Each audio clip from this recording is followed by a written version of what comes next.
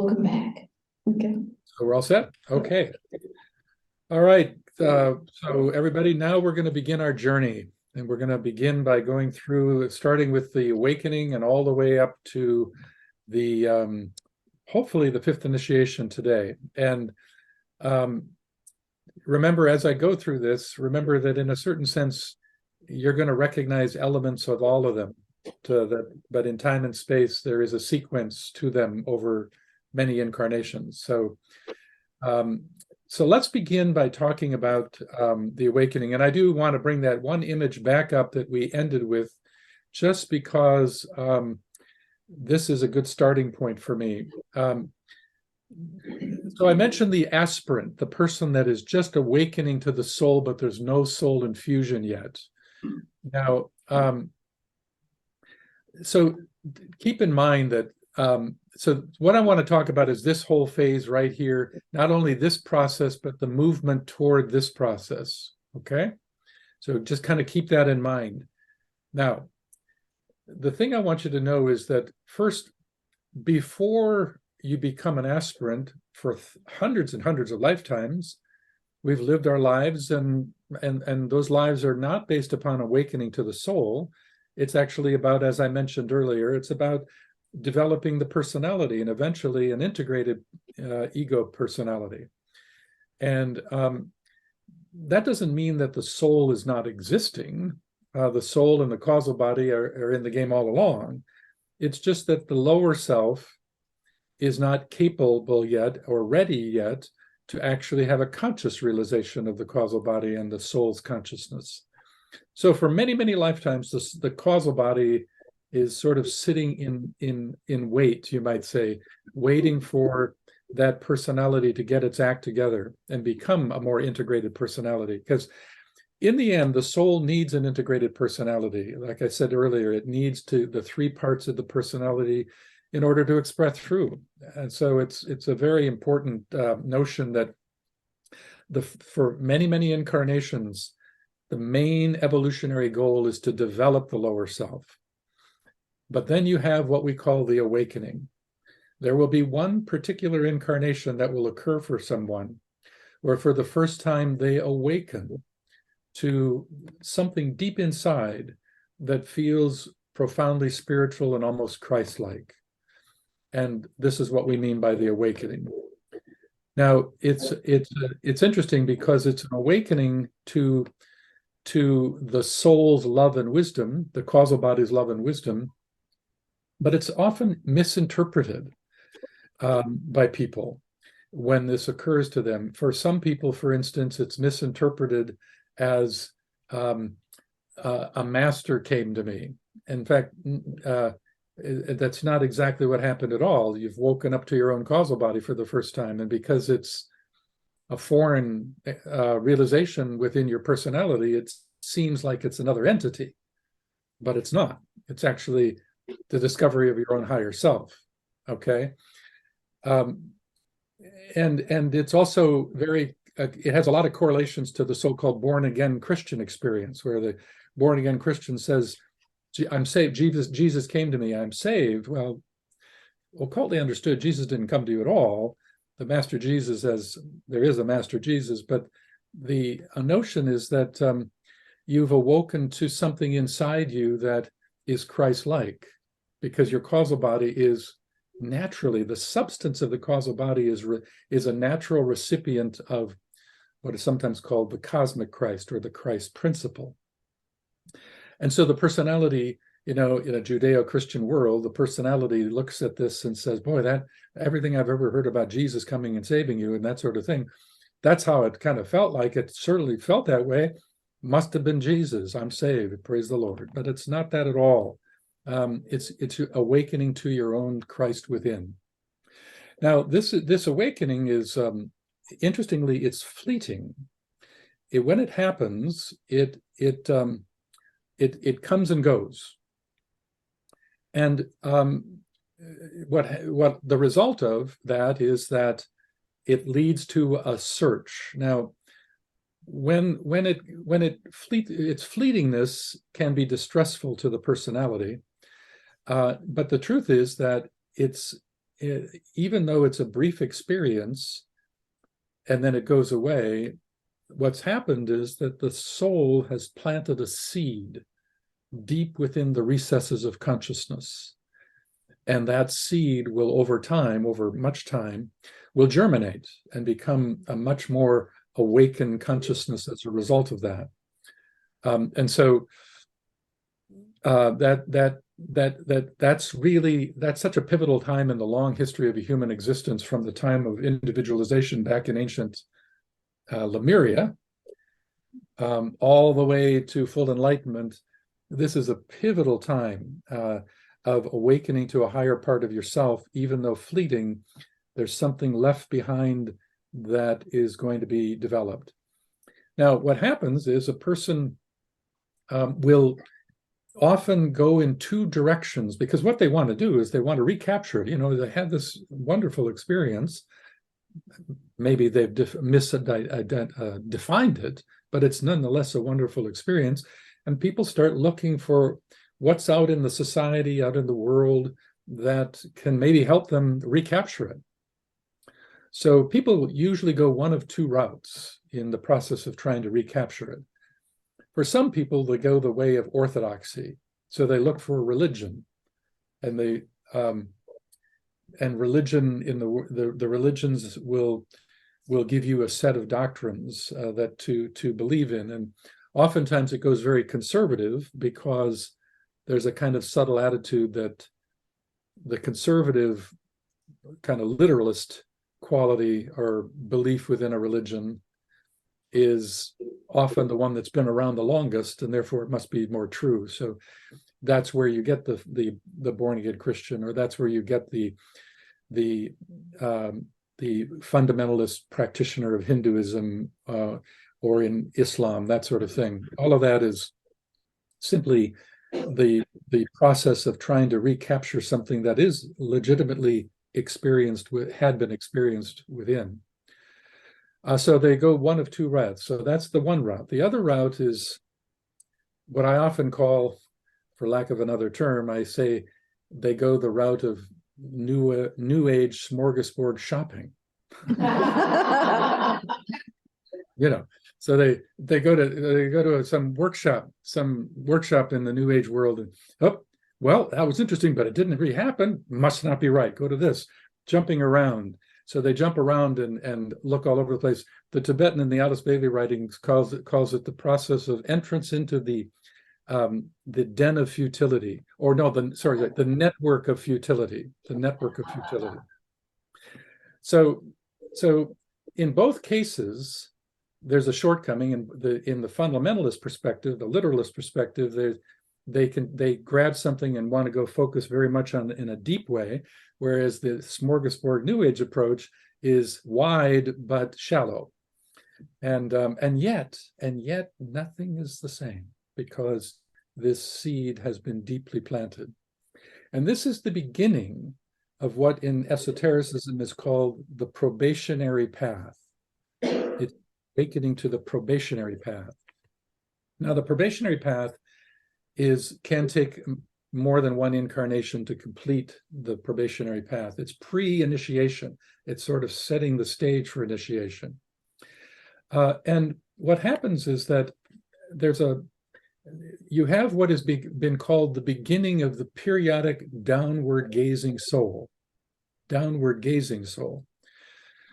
By that I mean that that kind of mystical experience that they had will occasionally come back, and they will have that, and that's because the soul is periodically downward gazing. You know, it's interesting. It is said that the soul in each of us can look in three directions, and it sort of is in meditation, but it meditates in three different ways. It's always meditating. Your soul is always in meditation in a certain sense.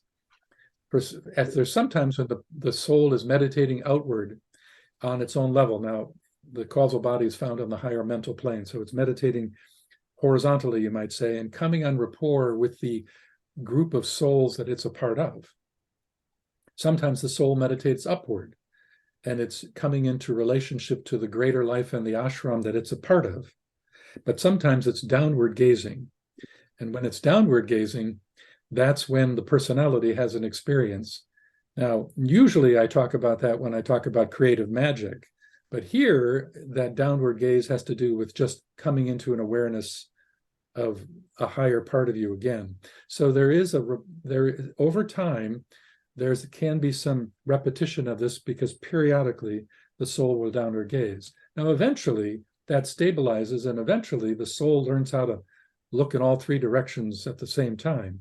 So there comes a point where the soul is going to be constantly downward gazing.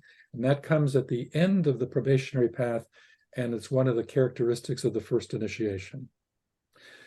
For now, it's periodic. Another thing that's happening during this phase of the process is that an individual is beginning the process of building the antakarana. They're not conscious of it, but it's there. Now, I'm not sure how many of you know about the antakarana, but the antakarana is a big subject in this philosophy.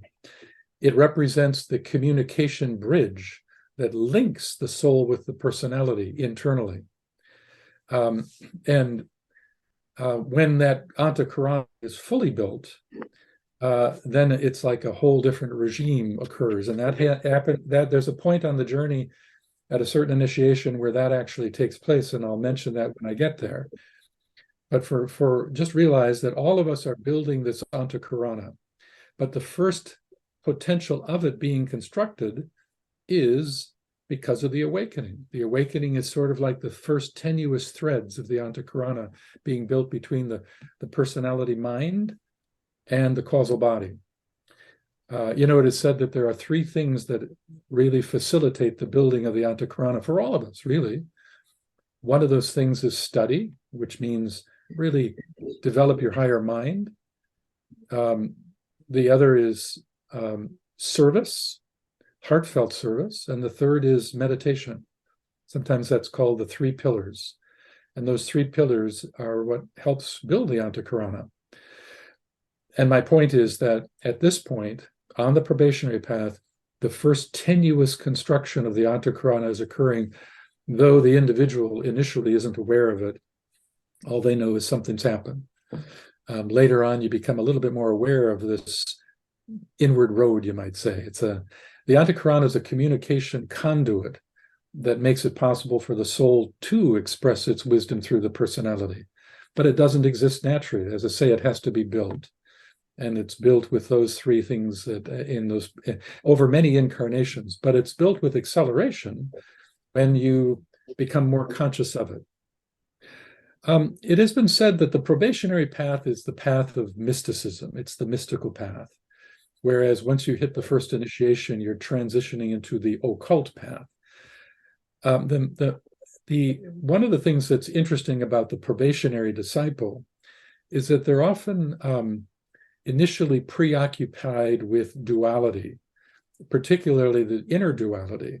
There's a preoccupation with the idea that I had this experience. It felt sacred, but now it's gone. So it was there and it's not. There's a duality in a sense of, I want to find a way of bridging that. I don't know what happened, but it's an experience I'll never forget. How do I bridge it? So there's a preoccupation with the sort of two-ness of it. Eventually that synthesizes and it's no longer an emphasis because it's more permanently realized within you. But initially it's a preoccupation. Now what happens is at a certain point on the probationary path, the individual will, how to put this, they will go into a period of self-reflection and start to wonder, I wonder if the reason why I don't seem to be holding, I have these fleeting experiences and then they disappear. Could it be me? Could it be something about me that I better work on? And so what happens is the probationary path in the big picture is really about developing a sense of good character building. You start building more consciously your personality instrument so you start to realize, you start to think about your thoughts more. You become more introspective. You start to look at how am I thinking about things. Is that wholesome or unwholesome? You start to be more attentive to your emotional nature and to your physical activities. So you start to, as the Tibetan would say in the Alice Bailey writings, the probationary path ultimately is a process by which you're slowly trying to discipline yourself, become a fit receptacle for the Christ. Now, the Christ here, I mean the Christ as the causal body, even though the individual himself may see it as the Christ as Jesus. No, it's the Christ as the causal body that we're talking about, to be a fit receptacle to the Christ. So there's another name for the path of purification, path of probation that I want to share with you.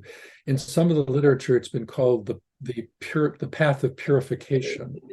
Path of purification. I'm starting to recognize that I need to purify my lower self and to make myself a better fit instrument. And also, it's really the time when you're becoming more of a conscious participant in your own, you might say, your own development.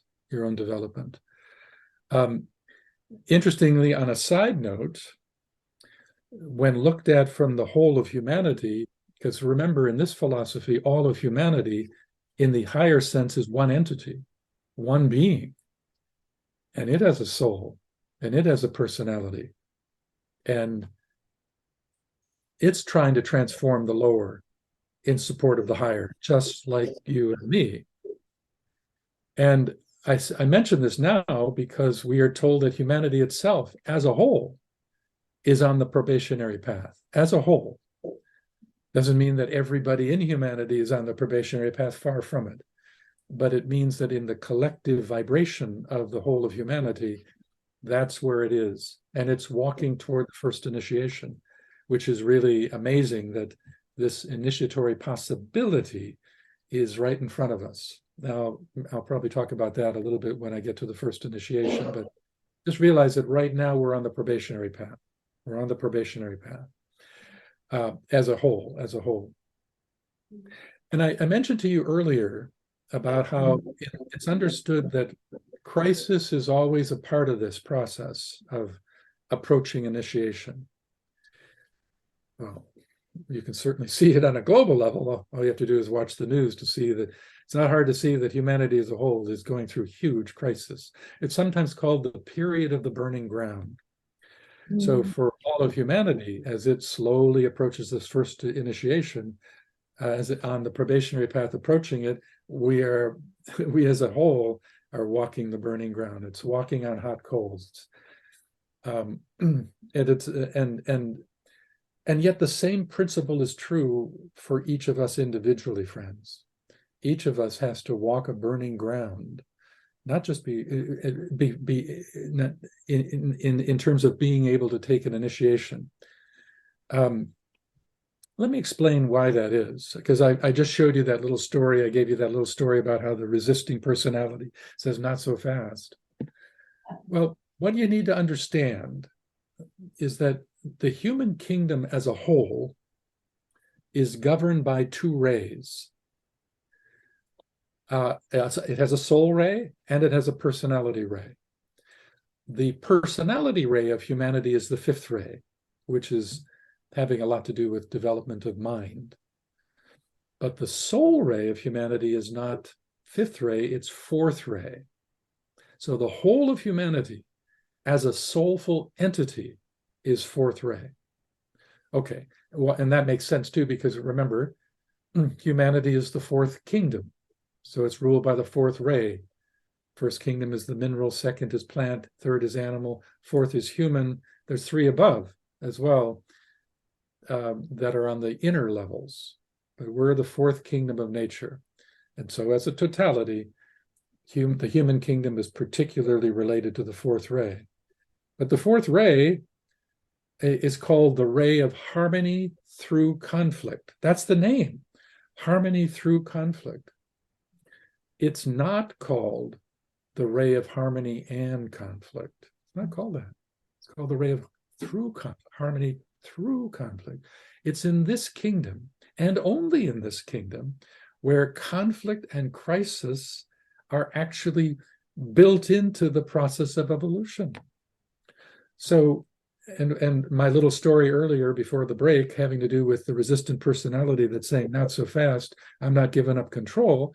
There's the conflict, there's the challenge. But also on the larger scale, as humanity's approaching the first initiation,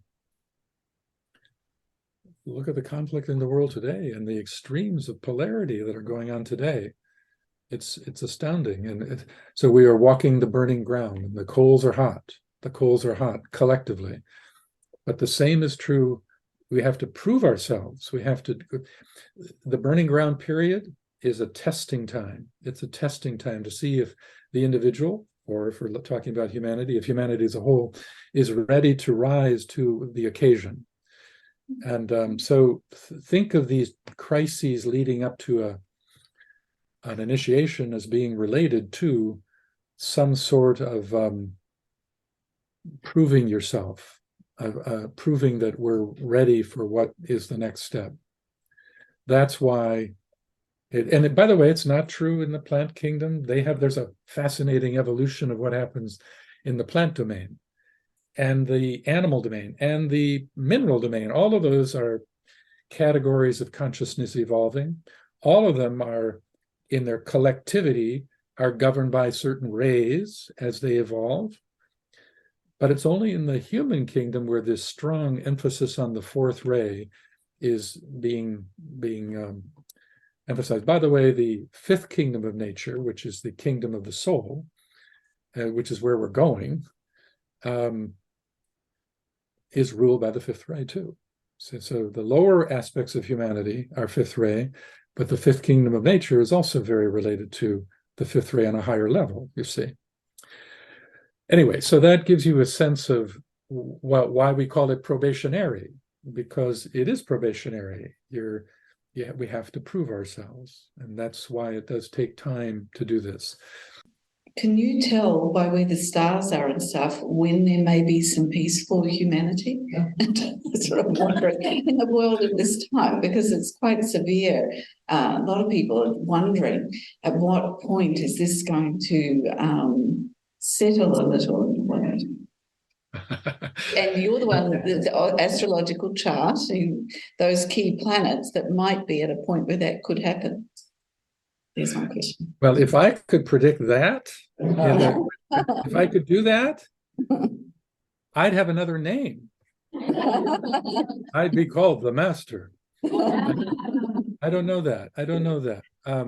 I know I can see the tension in the sky, and I can understand the tension, and I can see when things are going to ease up. But it would be a little bit reckless for me to speculate when we're done, when we're doing it. I do know that we're approaching a real critical time, friends.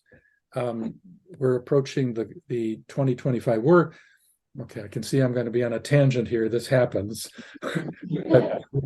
Sorry about that. But we're in we're in the period which is called the stage of the forerunner.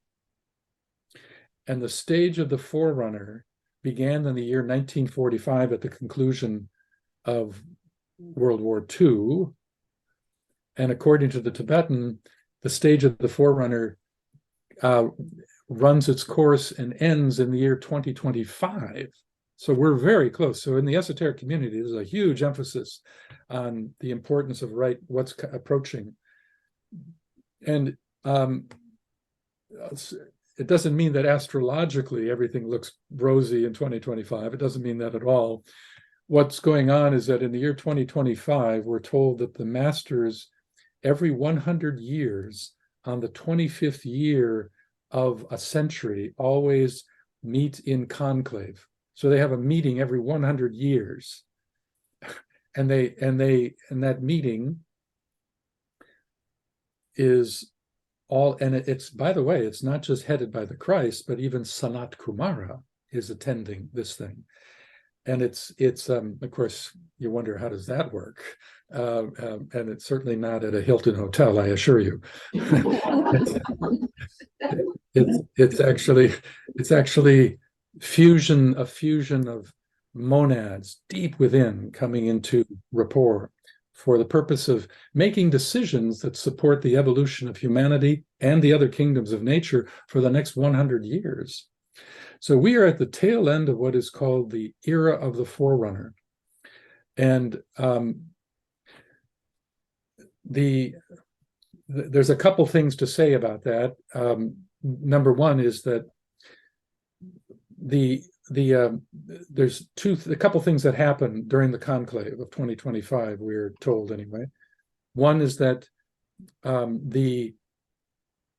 some decisions will be made by the Maitreya himself, the Christ himself, about the nature of the externalization of the reappearance of the Christ and the externalization of the whole hierarchy, because the hierarchy itself is said to be preparing itself to externalize itself. And the new group of world servers, or the forerunners, they are the people that are forerunning the preparations for not only the dawning of age, but also the possibility of the reappearance of the Christ, and certainly the externalization of the hierarchy. In fact, the disciples of the world, the forerunners, are you might say, the vanguard group in front of the masters who are behind them to eventually externalize in this century, it looks like.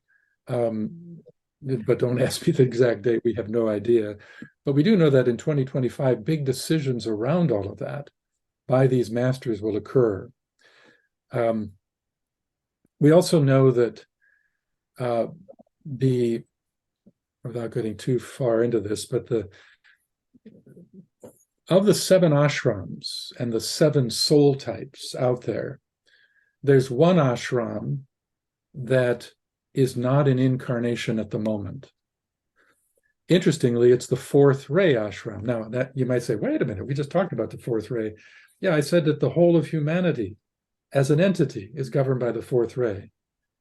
But individual souls could be any of the rays. In fact, many of you would have probably 2nd ray souls, I would imagine. But the actual causal bodies that are governed by the 4th ray, individual causal bodies, that's the 4th ray ashram. And that ashram isn't in manifestation at the moment. It has its shortest cycle.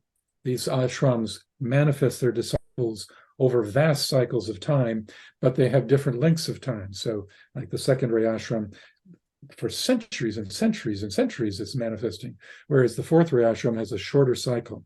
The last time it incarnated, it's what launched the Renaissance of Europe. So great disciples like Shakespeare, 4th ray, Da Vinci, 4th ray, Bach, Beethoven, 4th ray. That ashram has been out of incarnation, but it is said that it will begin the process of externalizing again, beginning around the year 2025. So we anticipate that by the middle of the century, the first wave of 4th ray souls will reach adulthood. In other words, another kind of human being is going to be back with us again. And that role, that purpose, speaking of purpose, that was asked earlier, their purpose will be to enliven the humanity's consciousness with a deeper understanding of the nature of art and beauty, and to recognize that beauty and art are synonymous terms. Beauty and truth are synonymous terms, and that we are given to understand that various forms of art will emerge, but the most important will be the first, I should say, will be the art of language and the art of living. Boy, I'm on a tangent here. I better reel myself back. But that's what 2025 is also about. And it's the end of the era. So right now, what is the era of the forerunners about that you and I are part of? It's because, by the way, if you're wondering who are these forerunners, all I can say is, da-da, you are, we are. To the extent that your heart is ablazed with the sense of Christ-like love for the one humanity, to the extent that you're willing to transform yourself to be more effective in service to the greater whole, and that you want to commit yourself to service, You're part of that group. I'm calling them the forerunners. They're also called the new group of world servers. So maybe you've heard that term. And they're in their millions now, and they're in every category, every society. The members are found. It's an inner group, not an outer group. They're at all levels of evolution, from the probationary disciple all the way to a master. That's all part of this group. And they are found in all countries. They are associated with all political platforms, social platforms. Some are wealthy, some are poor, none of that matters. It's that they're placed precisely where they need to be placed in order to sound the note that they're destined to sound, as a function of preparing the way, because that's what this is about. The era of the forerunner is all about tilling the soil. And what is the soil? The soil is the soil of thought, the soil of ideations, because you see, humanity evolves through its relationship to ideations. You know, for instance, we evolve, we have good ideas. They come to us intuitively, become thought forms, and they enrich us. And then they run their course, and newer, more progressive ideas emerge. So all of humanity's evolution is really the ongoing unfolding of ideations over time. And if you're on the path, as I assume all of you would be, in a certain sense, in a kind of the most fundamental sense, service is about tilling the soil of ideations, promoting those pieces of wisdom that you readily recognize inside you, that you understand somehow, if they could be brought into the world, it would make a difference in a really good way and help create a more united humanity. Okay, so that's what I mean by the conclave of 2025. There's more I could say about it, but you get a sense of it.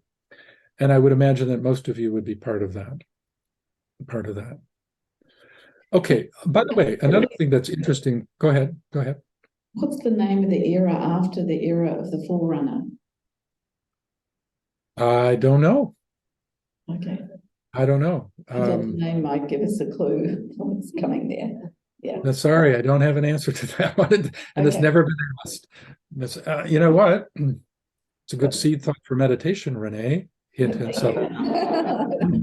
Thank you. Yeah. Now, another really interesting thing that happens on the probationary path is, and actually early on in the awakening, is it is said that at the time of the awakening, you catch the master's eye. You catch the master's eye. Meaning, the master of the ashram that you're a part of, it's like it's hard to fathom how to put words into this, but that being is sort of looking at the entire ashram and sensing it toward the physical plane, and sees a new little spark of light flickering down there, and says to himself, a future initiate has just entered into the aura of the ashram. Take note, on with what I was doing. So there's a momentary recognition that the probationer, that a new candidate, for eventual initiation and eventual heightened responsibility to serve the ashram in the outer world, has entered into the broad aura of the ashram. So you catch the master's eye. Now, later on, as we get into the higher initiations, the attention of the master is far more persistent. But at this point, you catch the master's eye. So it's a really, really important thing. Okay. Now, with that in mind, I'd like to start our discussion about the first initiation. Okay, the first initiation. Now, the first initiation it's got a couple names. The most common name for it, it's called the birth of the Christ within the heart. That's the most common name. And as I go through these initiations, you're going to see that the language associated with them have a kind of Christian feel to it.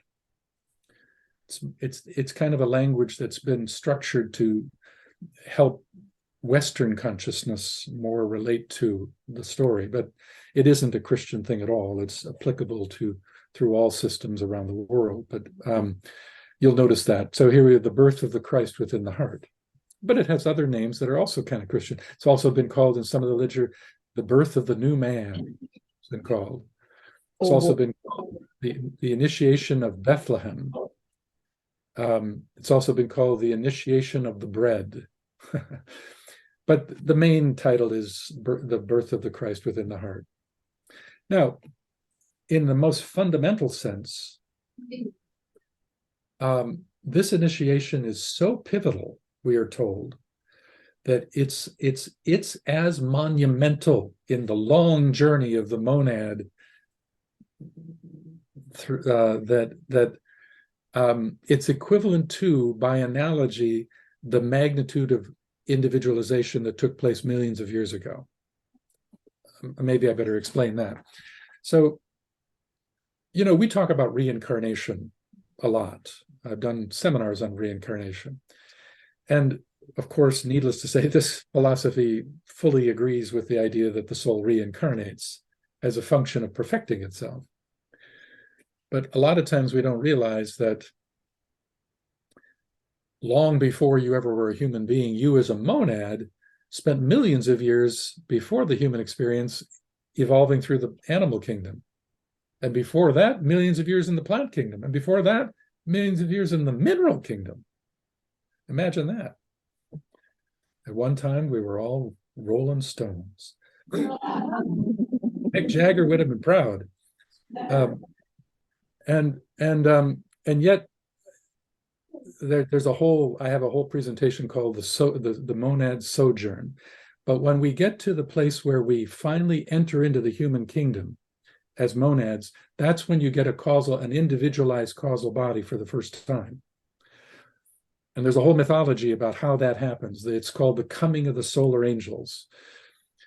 So for the first time, the monad, your monad, for the first time, developed a sheath of intelligent substance of very high order with the assistance of a great deva, which is another word for angelic life. It's called the solar angel. And that is what we now call the causal body. And so consciousness individualizes for the first time at that time.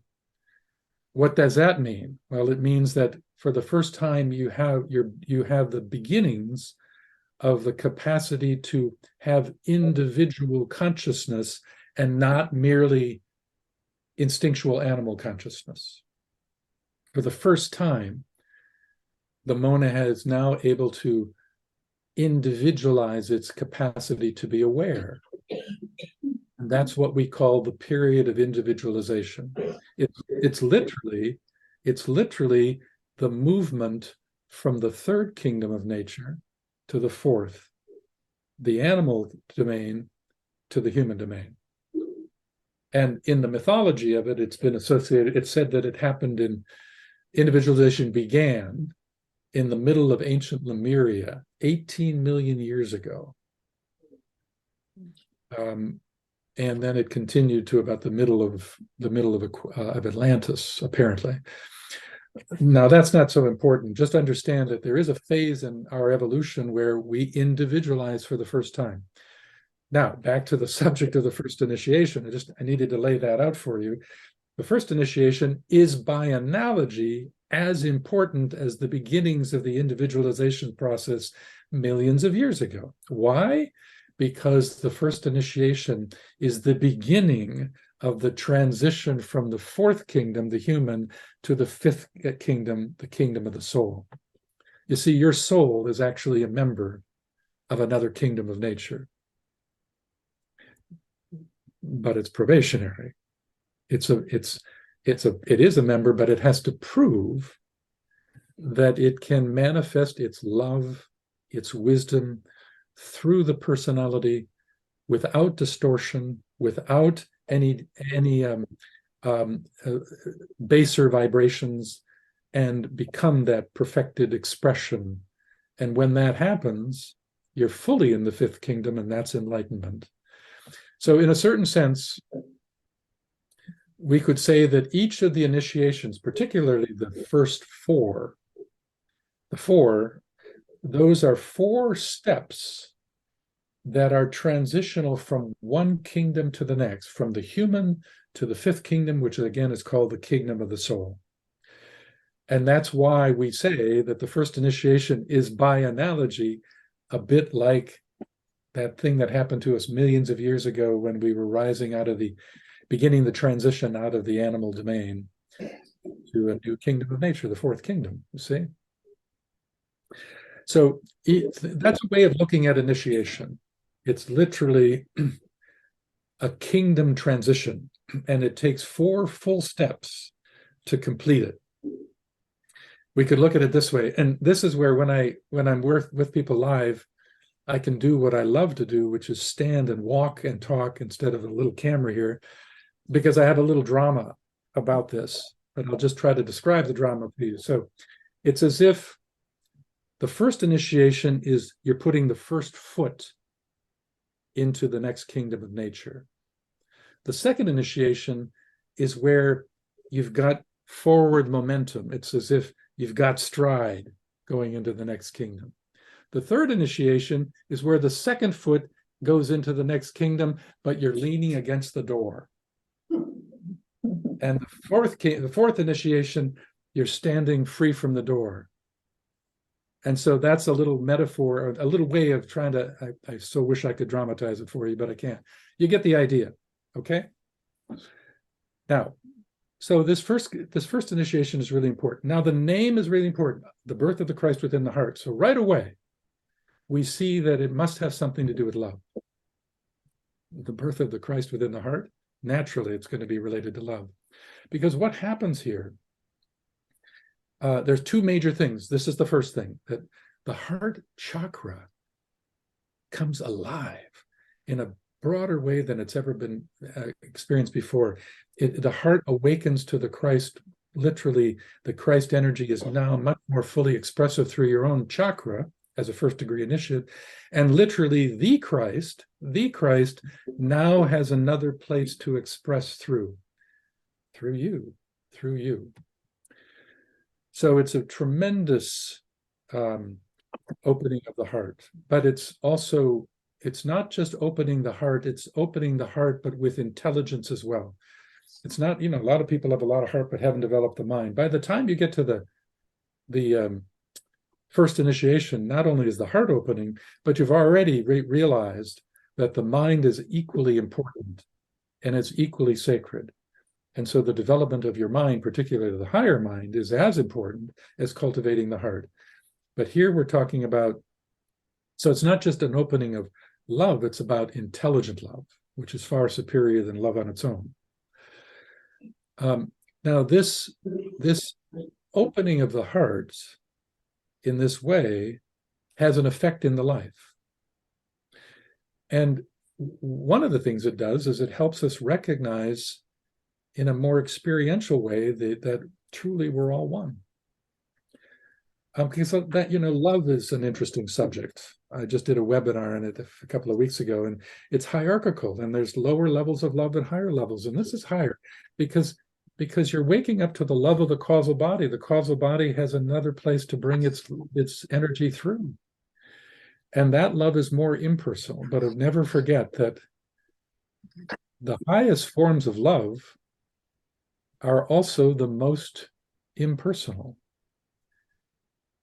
Well, the personality has sacred love too, so don't get me wrong, and that's sacred as well, but that's the kind of love that says, I love you, but not you. Where of course you don't verbalize it, but you get the idea.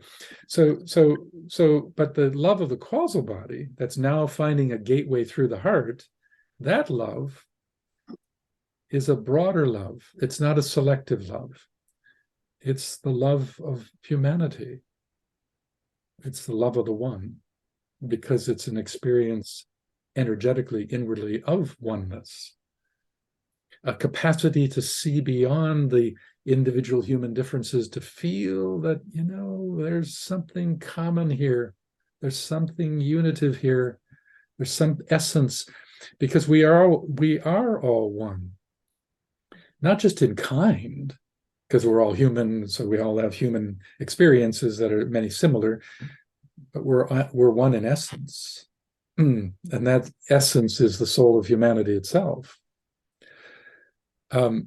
So this recognition at the first initiation is important, because that quality of love then also causes the individual to feel an urge to serve, that there and a sense that there must be some purpose to my life.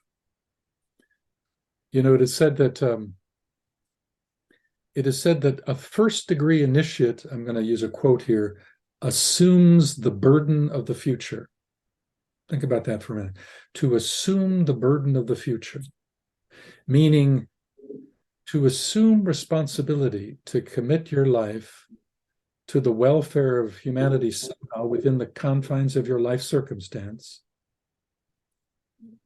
to support more and more oneness through that assumption of responsibility, and also to view it in a multi-generational fashion. In other words, it kind of reminds me of, some of the Native American tribes. They had this profound wisdom, where tribes never made big decisions for the tribe unless they considered 7 generations in the future. Imagine that. That's far from Western mind today. I mean, we're nothing like that, and yet, at a first degree initiate begins to really sense that larger drama, that larger time frame, and recognizes that's the perception that's important as you commit yourself to serving humanity in the modesty of your own life circumstance. So to assume the burden of the future. You know, it's also, I mentioned that they start to really, first degree initiate, as I would imagine many of you would be. I mean, most people that are clearly on the path are somewhere in that first degree, and many are trying to work toward the second. But it is said that, I'm going to give another quote. It's said that at the first initiation, the initiate experiences the first, quote, faint tremor of monadic destiny, unquote. The first tremor of monadic destiny is sensed. Now, you know what the monad is now. So, because the monad, beyond the soul, deeper than the soul, the monad is your true, ultimate, eternal self. It's just that it's so remote that we haven't re-identified with it yet. We have to earn our way to get there. But that monad is who we really are in the ultimate sense. And it's the place of unbelievable divine purpose. And at that first initiation, there's something, a faint tremor of it. Doesn't mean, oh, I now know my purpose. No, that's not the case. In fact, that doesn't happen for a couple more initiations in the clarity sense of it. But it does create a sense in the personality that I must have a purpose. I feel that I have a purpose. I don't know what it is, not sure what it is, but I must have a purpose. And I want to commit myself to navigating my life so that that purpose can somehow be more unfolded in my life. So then what happens is, you might ask back to what can we do about purpose at this phase? Well, there's 2 ways to think about it. One of them is I'm going to use a phrase from Master Moria. You know, Master Moria once was asked, and this is out of the Agni Yoga work of Helena Roerich, once was asked, and I paraphrase, something to the effect of, Master, how do you know what your soul's purpose is at any given time in your life? And his answer was pretty amazing. He said this, and again, I paraphrase, but in essence, he said this: if you want to know what your soul's purpose is at a time of your life, one of the clues is to look at the trend of your thinking. Now, you want to look at the trend of your thinking and your interests in the context of what impassions your thought life. I don't mean thinking about day-to-day stuff. I mean the thoughts you have that have to do with the way the world is, what division of interest is most interesting to you, what captures your thoughts, and what are the themes and the general subject matter that engages the mind over and over and over. Because in the middle of that trend of lofty thought is a golden thread. And that's it. That's really important. And that's a very much about, that's a speaking to a first degree initiate for sure. And, you know, whenever I think about that, I think of the work of Joseph Campbell. Do you remember who he was? Do you know who he is? The mythologist? Yes. Brilliant man. He's an American who was a professor, but he studied mythologies around the world. And he found that all mythologies, when you boil it down to essence, they're all saying the same thing. He wrote a book called The Hero's Journey. The Journey of a Thousand Faces, I think it's called. But it's really all about looking at all the mythologies around the world and realizing that they're metaphors of the journey of human evolution, and they're saying the same thing, really, in a certain way. And he was once asked, well, he made 3 words famous around the world when it comes to what your purpose is. You probably know it. The 3 words are, follow your bliss. Have you heard this? Follow your bliss. That's actually from Joseph Campbell.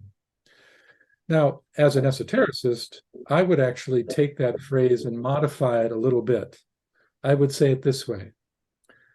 Follow the trend of your thinking that gives rise to bliss. Mm-hmm. Follow the trend of your thinking that gives rise to bliss. So that's one of the ways that we really want to think about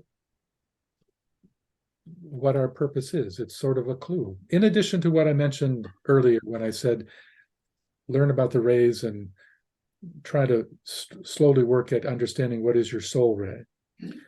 Look at that rising sign. That's important. Look at that North Node position. That's important. But this is another piece that's very important in terms of getting a handle on purpose. Another one that is very related to the phase of the first initiation period is, how to say this? It has to do with a recognition of your gifts.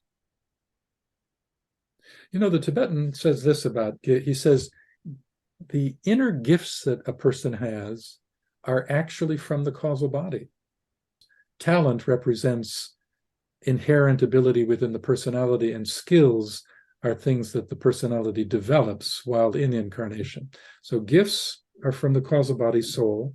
Talents are inherent abilities within the personality, and skills are things developed by the personality. But what are your gifts? Because your gifts are from the soul.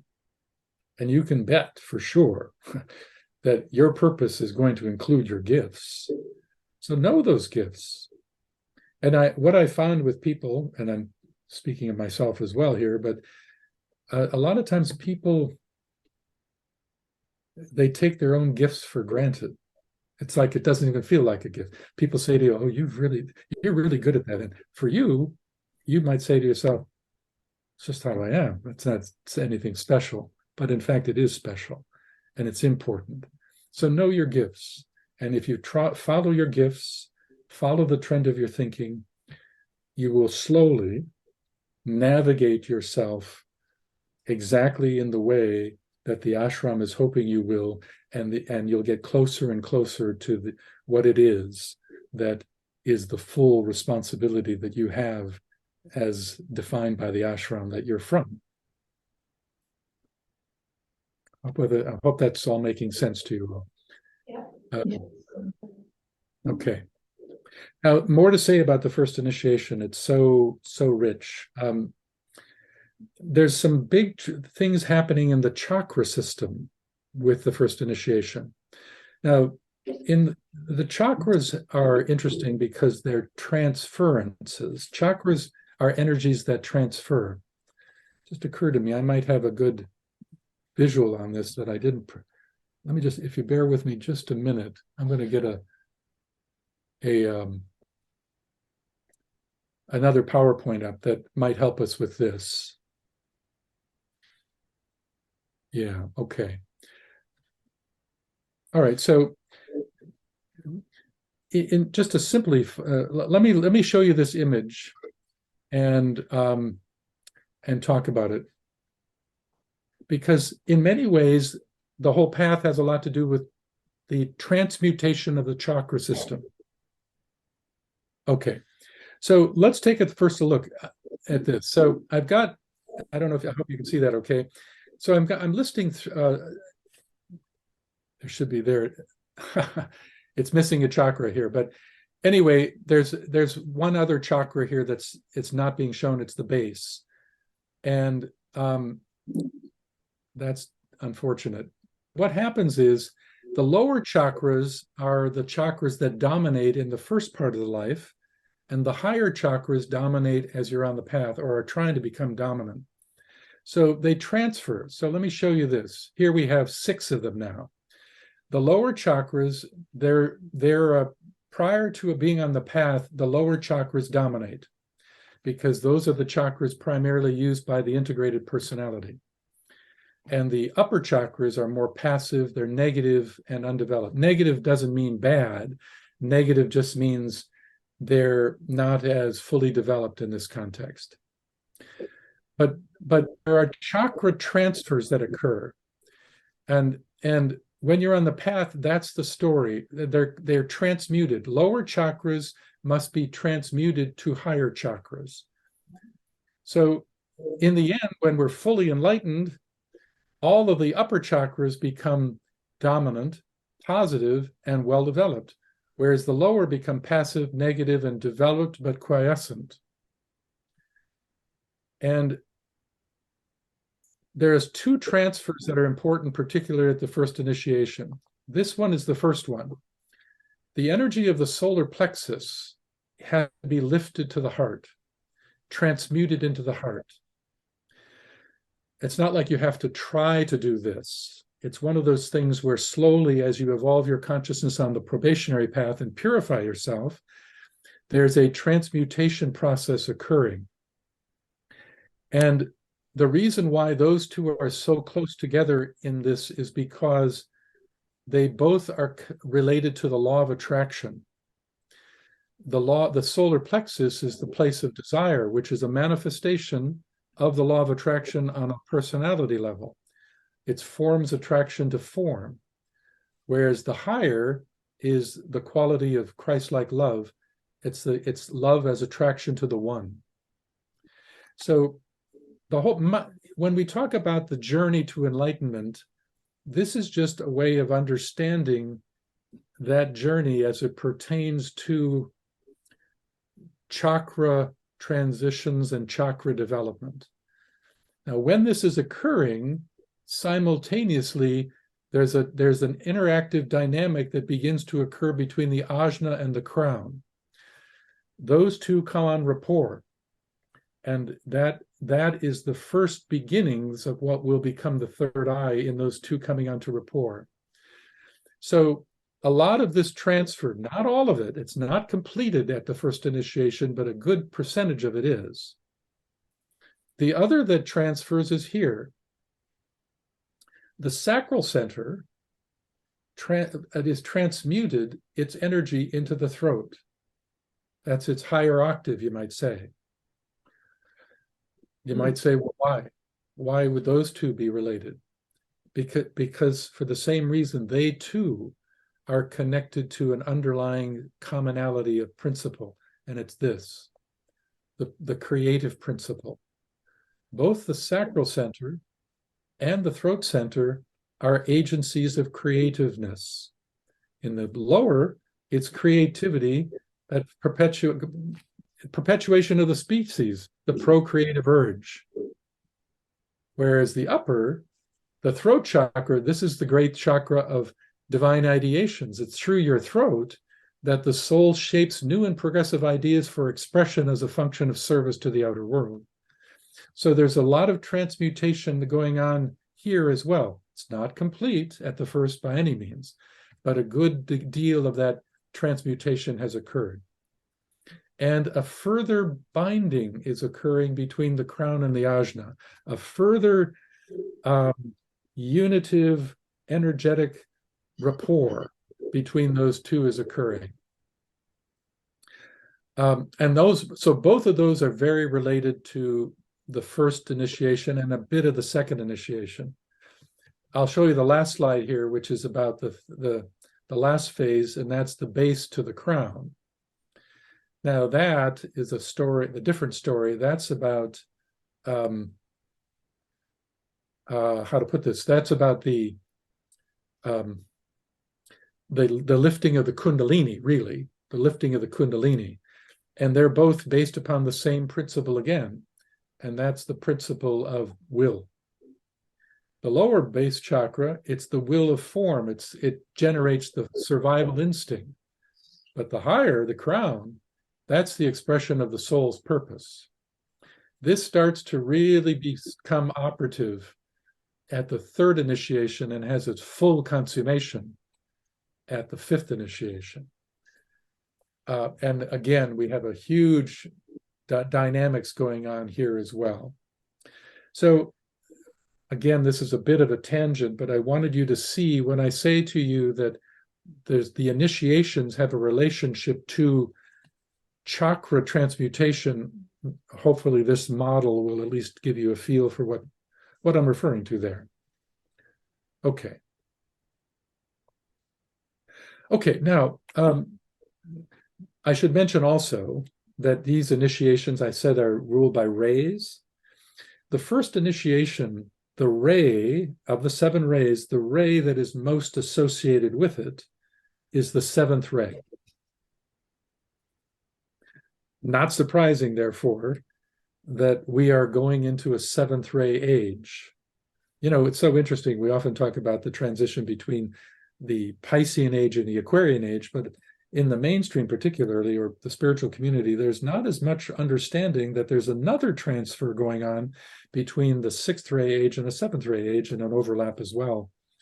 But it makes sense that the 7th ray would be very much related to this, because so much of the first initiation has to do with the soul taking mastery over the physical instrument.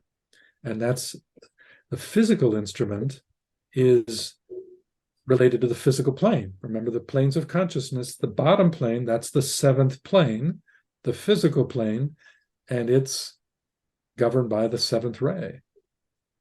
And so it's not surprising that humanity is approaching the first initiation, and that it's also at the same time entering into a 7th ray age. It all fits. It all fits. So that gets me into point 2. So up to this point, I've been sharing with you the love nature, the service nature that arises from the first initiation, and something having to do with the chakras as in the process. Now, let's talk about the second element to this. And that's what I just mentioned, that the soul takes dominion over what is sometimes called the physical elemental, which just means it takes dominion over the appetites of the physical body. In other words, now your higher self has much more dominion over the physical appetites. So that doesn't mean that, oh no, you can't ever eat anymore. It doesn't mean that you no longer have a sexual life. It doesn't mean anything like that. It means 2 things. Number one, it means that when it comes to those physical appetites, there's a part of you that can remain the observer and have regulatory oversight over those physical appetites. And rather than the appetite itself being the dominating, guiding force of the personality's behavior, it means now there's a higher part of you that has this sort of overview of discipline, transformation, and wise utilization of those appetites, as opposed to having somewhat unbridledness to it. So that's part of what I'm talking about when I say that the first initiation has a lot to do with mastery over the physical. But it's also the physical out here in the world. It's in the physical nature of life. It's in how we interface with other people. How do we coordinate our lives? How well do we interface with the physical dimension of life? And so, for instance, there's a lot of emphasis on developing more skill and importance to a coordinated physical life pattern, to develop patterns of life that make you more efficient as a disciple in service to the outer world. Not surprising, that's going to connect to the seventh ray as well, because the seventh ray is the ray of efficient action. So it all ties together. So what I'm really saying to you is that this initiation has two major aspects to it. The first is the opening of the heart, the sense of service, the recognition that you sense the humanity is one, and a growing commitment to say, I may not know exactly what my purpose is, but I feel I can do something to make a difference out in the world, and I'm going to do it. So those are the two big streams. Now, if I take this whole thing and talk about it from a humanity perspective, well, let's talk about that for a minute, because you may recall earlier I said that humanity is approaching the first initiation as well, collectively. And we think that once we get through the burning ground phase, it's right in front of us then. But in a way, that's what this is about, because what really is trying to happen in this world of craziness these days is that humanity is struggling to try to figure out how to be one. How to be one. And if we don't figure that out pretty soon, we're all in big trouble. And so that sense of oneness is the underlying goal. Now, one of the greatest obstacles to humanity and its ability to sense oneness is what is called the heresy of separateness. The heresy of separateness. And so that's the underlying belief that somehow we're separate from one another. But also the problem of appetite in humanity's world. Humanity has lost control of its own appetite. And it has lost its understanding of right relationship, to be honest with you. Right relationship is a very central theme to be cultivated, understood, and lived by as a first degree initiate. Right relationship, for instance, what is the right relationship between men and women? What's the right relationship between religion and religion? What's the right relationship between mind and heart? What's the right relationship between nation and nation? What's the right relationship between a government and those it governs? What's the right relationship between humanity and Mother Nature? What's the right relationship between humanity and resources? All of these are incredibly important questions that are very, very central to having to the theme of the first initiation, whether individually considered in terms of an individual that's approaching or has taken the first initiation, or humanity as a whole. Right relationship. And what is the burning ground that we see in the world today? It's a growing recognition of wrong relationship. And, a good example would be the climate issue. 50 years ago, no one was talking, or very few people were talking about the climate crisis. You didn't hear those terms. But now, more and more disciples are coming into the world. More and more disciples have a deeper awakening to the nature of what is right relationship. And so they become more and more awakened to the idea that when it comes to humanity's relationship with Mother Nature, it's really very wrong relationship. Mm-hmm. So the burning ground is nothing more than the result of a growing recognition of wrong relationship and a growing urge to find right relationship. And all of that is connected to the first initiation, friends, all of that. And right relationship has to do with other things as well. What is the right, we've got tremendous recognitions of wrong relationship in the world. Look at, a few years ago, I remember reading that, what was it? I think at the time, this is probably 10 years ago, so it's probably much worse now, but it was said that approximately 30,000 people die per day of either starvation or disease caused by malnutrition. 30,000 people a day. Now imagine what that would be like if 30,000 people in New Zealand, I'm going to make this up, I don't know, but let's say that that's the population of Nelson, or the population of, a 30,000 population. That's like that town gone in a single day. And yet there's a surplus of something like 4% food in the world today. That's a good example of wrong relationship. Wrong relationship is also in wrong distribution of resources. Why is it that the rich are getting richer and the poor are getting poorer? That's wrong relationship. That's an inability to recognize fundamentally that we're all one. So you can see what's going on in the world today. It's so related to this struggle to awaken to wrong relationship and do something about it to create right relationship. All of that's first initiation stuff. That's for sure, first initiation stuff. So, and appetite as well. I mean, just generally the appetite. Unbridled consumption is a great problem in the human condition right now, and what we call consumerism, because it's promoting consumption well beyond what is needed. And it's based upon an inability to correctly recognize the difference between want and need. So all of this is tied into a discussion of, I just am trying to frame it for you in terms of understanding humanity as it approaches this first initiation.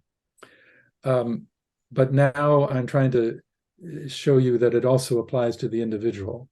So your appetites are at the first initiation, and as a first degree initiation are better regulated.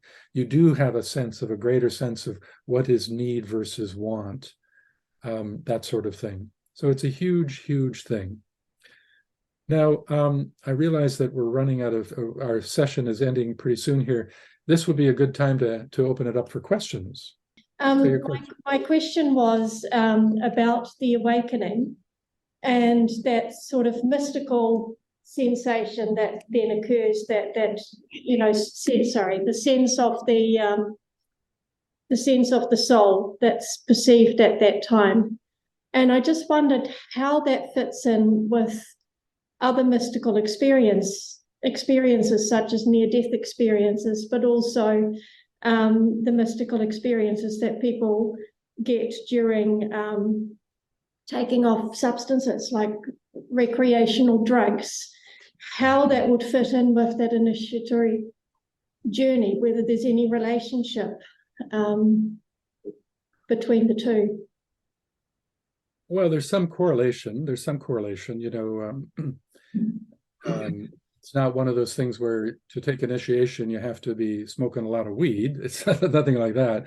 But it's much more about, in a way, it's all about a changing of consciousness. And so some people want to explore it by, changing the chemistry of their brain a little bit through drugs to create a mystical experience. But in the deeper sense, that's not what's necessary. What's necessary is that actually your more and more your day-to-day life becomes kind of a mystical realization.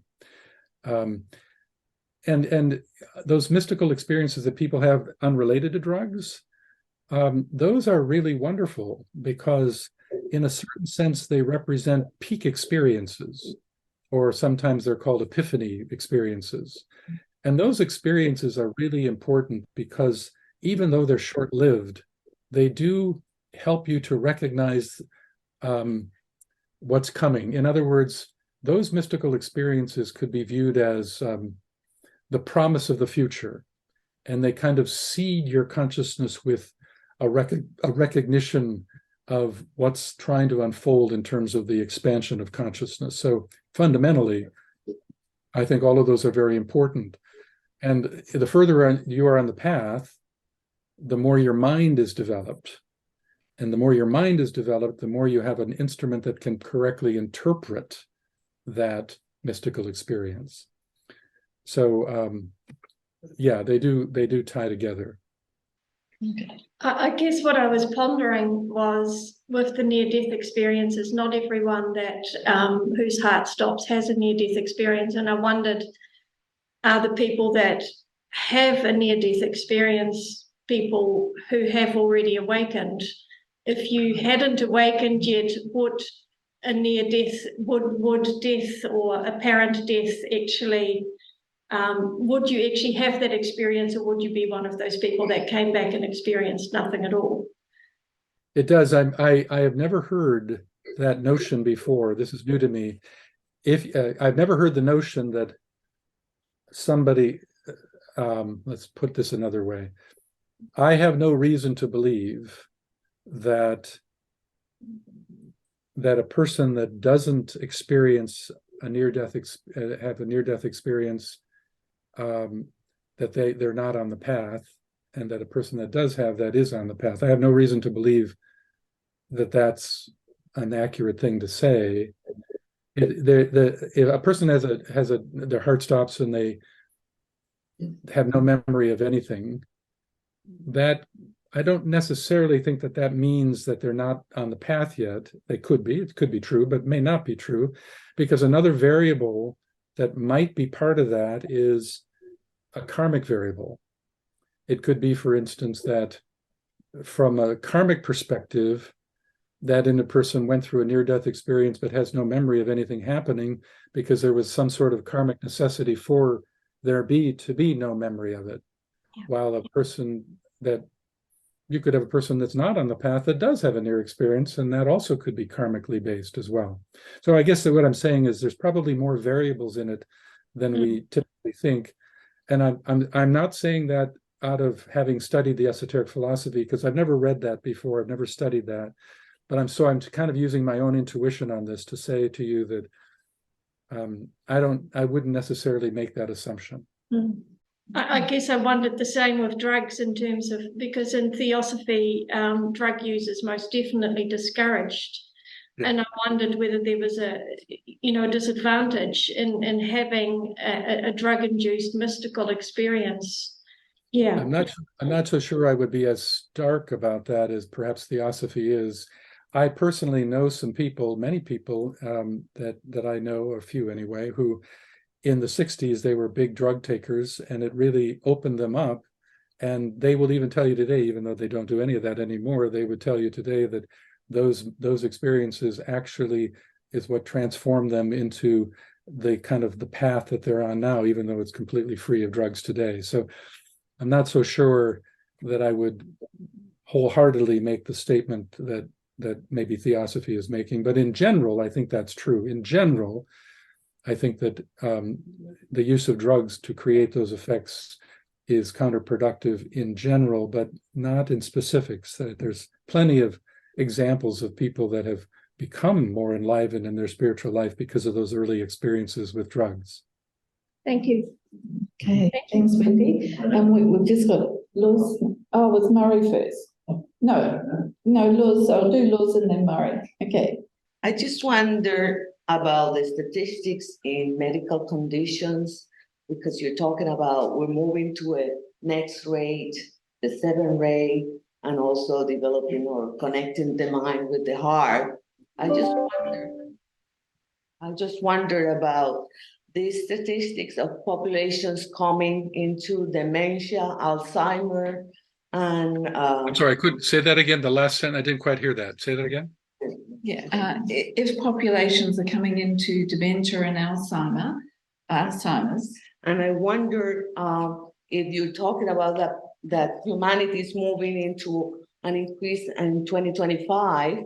What are the reasons for that? Is that is karmatic, or these are populations that are on a level of evolution that is positive or negative? Here's what I think you asked. You're talking about dementia and autism and that sort of thing, and the rise of that. And is there a connection between where humanity is and that? Is that about what you're saying? Correct. Okay, great. I think the answer is absolutely yes, because what's happening is that, as I said, we're in two major transitions at the same time. Pisces to Aquarius, 6th ray age to 7th ray age, and an enormous overlap between the two. People have different views in terms of how big that overlap is, but a lot of the people that I kind of connect with, we often estimate it at about a 200-year period, and we're in the middle of it, right about at the middle. And at the middle is where we're going to have the greatest polarities, but it does mean that the collective consciousness of humanity is going to be very polarizing, because there's these mix of energies, rather than when we're more in the middle of an age, it stabilizes because it's more of a singular energy.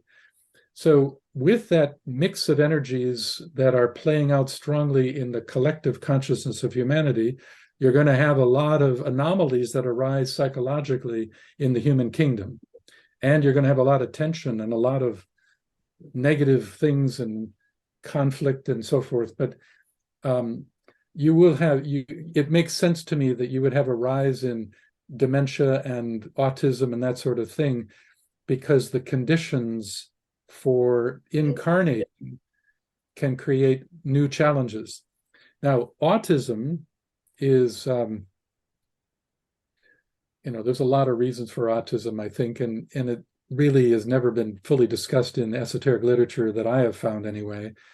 But my view is that autism is a manifestation that when the soul is incarnating, as it's trying to build its mental sheath, and there's a whole process of how the soul begins to attract substance to become the mental body, substance to become the emotional body, and ultimately the physical, that because of the mental plane has so much polarity and confusion in it because of these transitions, there are mishaps that can happen in the construction of the mental body. And that mishap can manifest itself as autism.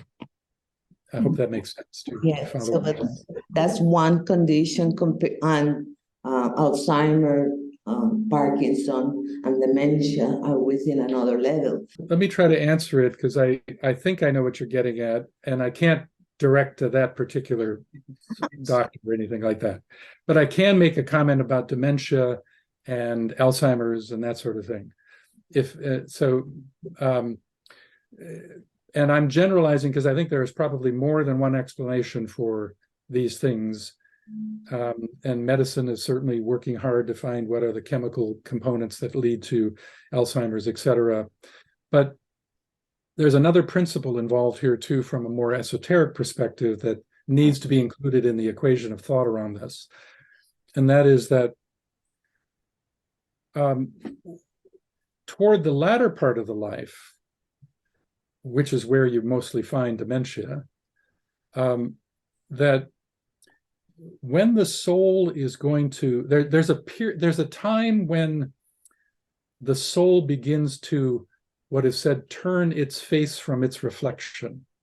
It's an interesting way of saying it, but there's a time when the soul is beginning its process of death, actually, but it's a slow process. And as it starts to turn its face, which is just a metaphor saying it's turning its attention more and more away from the physical manifestation, that can create over time in the brain a kind of atrophy that creates the neurological anomalies that science is saying is very much connected to these sorts of disorders.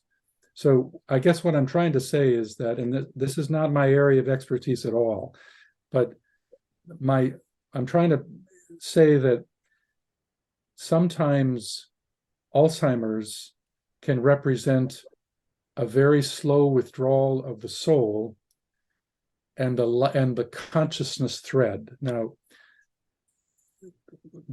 when you incarnate, there are actually three, but two main threads, they're called. One is the consciousness thread, which has a relationship to the antakarana on a higher level. And another is called the life thread. Now, the consciousness thread descends from the causal body and all the way down to the physical and anchors itself in the etheric area of the center of the head near the pineal gland. While the life thread is what it descends actually from the monad all the way through the causal body and anchors itself in the heart chakra. And these two threads are just speaking of streams of soul influence. So the life thread, the one that's entering through the heart, that is what is maintaining the physical instrument. And it's not surprising that it would be associated with the heart, because there's a long association with blood as being the substance of life and distribution. Whereas the consciousness thread anchors itself in the center of the brain cavity in the region of the pineal gland and the ventricles. Now, when you fall asleep, there's a whole process by which the consciousness thread dislodges itself from the brain cavity and withdraws itself and slowly makes its way back to the causal body. And there's a whole fascinating study of how that defines the nature of dream life as it's returning back. That's another workshop. But the life thread stays. Now, and then when you wake up, your consciousness thread is back anchored in the brain cavity again. For people that have Alzheimer's, the life thread is beginning to abstract as well. And the whole attention of the soul is beginning to move away from the outer garment, but slowly. And yet the life thread remains. And that's another possible dynamic that's going on that might give explanation to some aspects of those types of problems. I remember it's coma. When somebody's coma and coma stage, that's another wondering if esoterically they're going into maybe that place too. And when they wake up, and then the other is the actor was I think it's Dr. Oliver's create that book about that condition of coma. And there's a movie, and Robert De Niro was the patient. So somebody knows the name. All right. Thank you, Liz. Okay, thank you. Yep. Also, any more? You want to wait till after lunch, or do you want to more questions? Or we might as well finish this and one last question. So I'll just finish this. Okay. A note was just put forward from Kirsty. She said, clinically, dementia and Parkinson's have reduced the lifespan physically. She just wanted to put that comment in. And I had a comment to do with this as well, with Alzheimer's itself. It can actually be a great gift to the family. It moves them in their patterns, in their mind and things. So in a way, it's a flowering prior to the death of that particular personality for the beings around it. That's been my experience there. So that could be very true too. That can be there's a karmic element there. That's a karmic. In other words, there's a karmic intention to facilitate an opportunity for compassionate response from family members and so forth too. That's all possible. Now, isn't this a great example though of how we're doing a presentation on initiation, and yet now we're talking about Alzheimer's. That's the great challenge of this philosophy, is that we want to see connections in a whole bunch of ways, and I love to do that, but it is easy to get off course too. So nonetheless, So, Okay, this is our last question before we go to lunch. Murray. sure. I have been watching a lot of the near-death experiences online recently, and a reasonably high proportion of them are transcendent experiences which transform the person. And especially when they've had the experience of being in an ocean of love, and they nearly all describe that region as being home.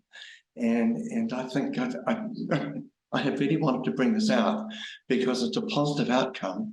And I actually think that this is a new spiritual education project on the planet. I wonder what your comments on that would be. And I fully agree with that. That in a way, when you die, you're on your way home. Yes. And there's two homes. There's two homes. There's the first home, which is the causal body itself, and that's home because that's where you're trying to. That's where the fullness of your capacity to understand yourself. But on a higher level, there's another home, and that's the ashram itself. In fact, that's what the word ashram means. It means your spiritual home. So whether it's near death, whether it's coma, whether it's being free from karma and therefore no longer having to incarnate, all of that is about going home. Absolutely. Thank you. That's it. Okay, thanks, William. We'll bring this second session to a close. All right. I'll see you then. Okay.